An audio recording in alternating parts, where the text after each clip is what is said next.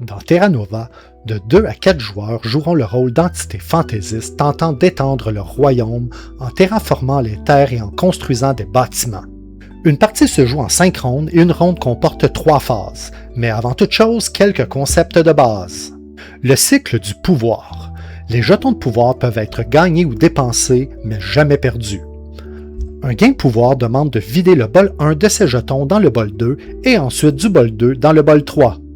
À ce moment, votre pouvoir est pleinement chargé.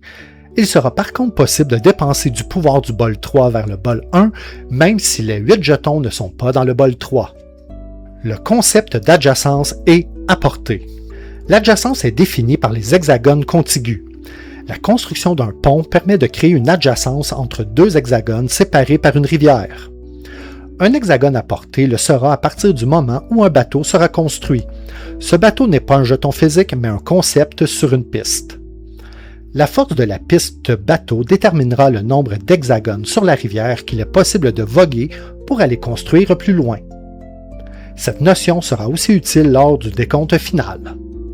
Le concept de terre habitable.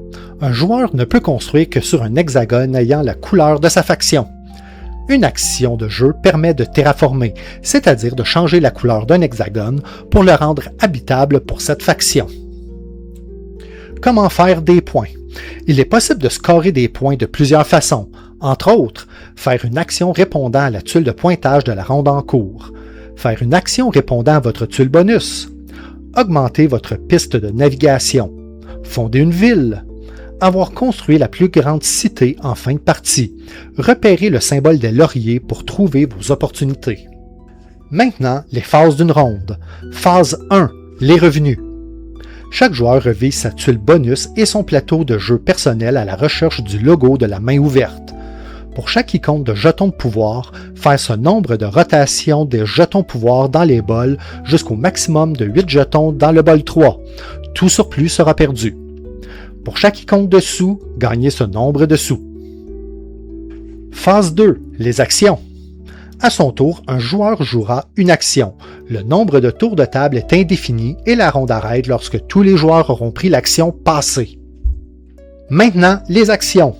Notez que plusieurs de ces actions peuvent être effectuées via des actions spéciales, des bonus ou des capacités de votre faction. Action rendre habitable et construire.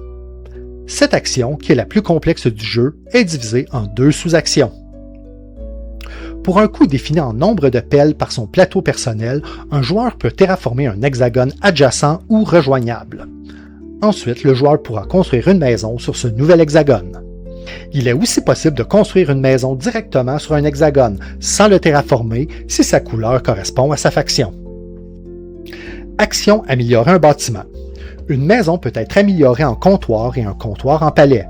Pour ce faire, payez le coût du rehaussement et posez le nouveau bâtiment sur un hexagone déjà habité. Le bâtiment ayant été rehaussé retournera sur votre plateau. Attention, pensez bien à l'impact sur votre économie.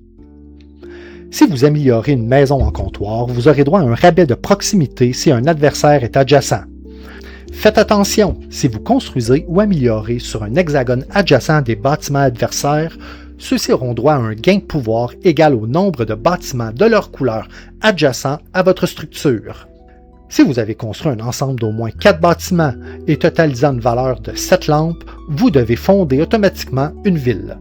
Choisissez un jeton ville de votre stock. Gagnez le bénéfice de cette tuile et apposez la tuile côté verso sur un bâtiment de votre ville pour indiquer que celle-ci a été fondée. Action, augmenter la navigation. Payez le coût indiqué sur la piste navigation et déplacez votre marqueur. Gagnez le bonus indiqué. Cette action permet d'augmenter la portée des hexagones le long d'une rivière. Action, construire un pont. Payez le coût indiqué sur votre plateau et placez un pont sur un endroit légal de la carte et ayant un de vos bâtiments sur l'une des 2 rives où sera placé ce pont. Action de pouvoir. Le plateau principal, certaines tuiles bonus et autres plateaux de faction ont des actions de pouvoir sur eux. Dépensez le nombre de jetons pouvoir égal au requis de l'action en les déplaçant du bol 3 au bol 1 et gagnez l'effet de cette action. Recouvrez l'action d'un jeton X. Cette action ne pourra plus être utilisée par aucun joueur pour le reste du round. Action spéciale. D'autres actions peuvent demander des conditions d'activation différentes que l'utilisation du pouvoir, mais fonctionneront de manière similaire. Payez le coût de l'action, ou pas s'il n'y a aucun coût, et obtenez le bénéfice. Recouvrez l'action de jeton X. Cette action ne pourra plus être utilisée pour le reste du round. Action passée. Si vous êtes le premier joueur à passer, obtenez le marqueur premier joueur. Vous serez le premier joueur pour le prochain round. Repérez les bonus de fin de round sur votre plateau personnel et votre tuile bonus s'il y en a. Obtenez ces bonus. Échangez votre tuile bonus avec l'une du marché. Vous ne pouvez pas conserver votre tuile actuelle, celle-ci doit être changée. Action, échange de pouvoir. À tout moment lors de votre tour, vous pouvez déplacer des jetons pouvoir du bol 3 vers le bol 1 et obtenir 1 sou par jeton pouvoir ainsi déplacé. Phase 3, fin de manche. Lorsque tous les joueurs ont passé, s'il ne s'agit pas de la 5e ronde, effectuez les étapes de fin de manche. Retirez le jeton X sur les actions publiques et privées. Ajoutez 1 sou sur les tuiles bonus disponibles au marché. Retournez la tuile de pointage de ronde pour marquer que cette tuile n'est plus en jeu et que cette ronde est terminée. S'il ne s'agit pas de la 5e ronde, vous débutez le prochain round. Obtenez vos revenus et repérez vos opportunités de pointage. À la fin de la 5e ronde, un décompte final aura lieu. Obtenez 1 point pour chaque 3 sous restants dans votre stock. Regardez qui a construit la plus grande cité dénombrée par le nombre de bâtiments, soit adjacents, soit apportés par vos bateaux. Scorez en fonction de cette charte. Le joueur ayant eu le plus haut pointage gagne la partie.